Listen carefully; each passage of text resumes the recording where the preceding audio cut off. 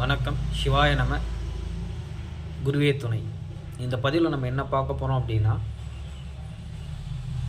கள்ளத்தொடர்பு ரெண்டு பேரையும் பிரிக்கிறதுக்கான ஒரு பிரிவினை பூஜை முறைகள் தான் பார்க்குறோம். இதில் ஒரு ஆண் பாவை பெண் பாவை இரண்டு பாவைகளை செய்து ஒன்றுக்கொன்று முதுகுப்புறமாக திரும்பி நிற்கிற மாதிரி இந்த பாவை பூஜை முறையை பண்ணியிருக்கோம். வித்வேஷனத்துக்கான பூஜை முறை இதுதான். ஆண் பாவையும் பெண் பாவையும் எதிரெதிர் திசையில் இருக்கணும்.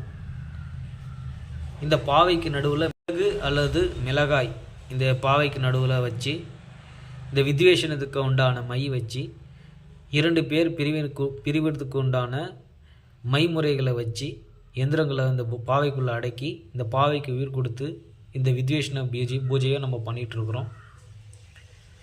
மேலும் இந்த பாவையில் 2 விதமான மாவு சேர்த்துருக்கோம். மொத்தம் 5 விதமான மாவு இருக்குது. அதில் இப்போ 2 முறையை மட்டும் நான் சொல்கிறேன்.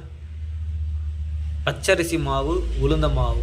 இதில் ஏன் இந்த பாவையில் நம்ம பச்சரிசி மாவு சேர்க்குறோம் அப்படின்னா, நம்மளுடைய உடல் காரகன் மனோகாரகன் அப்படின்னு சொல்லக்கூடிய சந்திரனுடைய ஆற்றல் அந்த பச்சரிசிக்கு இருக்குது. நவகிரகங்களில் சந்திரனுக்கு உண்டான தானியம் அப்படின்னு பார்த்திங்கன்னா பச்சரிசி. உளுந்து மாவு அப்படின்றது ராகுவோட தானியமான உளுந்து.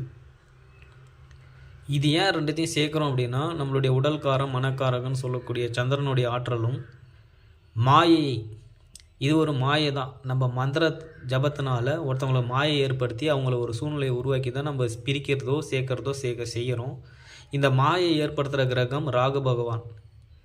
இந்த 2 மாவையும் சேர்த்து தான் ஒரு பாவைக்கு நம்ம உடல் அமைச்சு அந்த பாவைக்கு அவங்களுடைய உயிராற்றலை கொண்டு வந்து அந்த பாவைக்கு ஆவாகனம் செய்து நம்ம இந்த பூஜை முறைகளை செய்து நம்ம அவங்களோட மாய பிம்பத்தை ஏற்படுத்தி தான் அந்த பிரிவினையோ மோகனத்தையோ வசியத்தையோ செய்கிறோம்.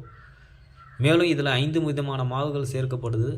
அந்த மாவு பற்றின டீட்டெயில் வேணும் அப்படின்னா நான் பின்வரும் வீடியோவில் சொல்கிறேன். நன்றி, வணக்கம். சிவாய நம.